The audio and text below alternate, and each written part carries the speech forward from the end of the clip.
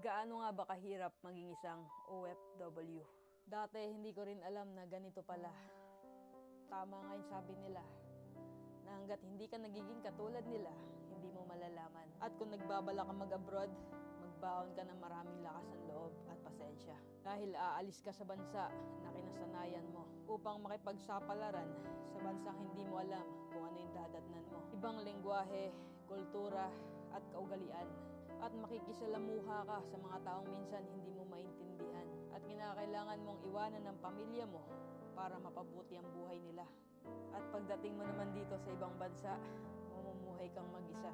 At pag nagkasakit ka, sarili mo lang ang aasahan mo. Dahil walang pwedeng mag-alaga sa'yo dito. Hanggat maaari pag nandito ka na sa ibang bansa, bawal kang mapagod, bawal kang magkasakit. Dahil sayang ang araw na ipagpapaliban mo sa trabaho.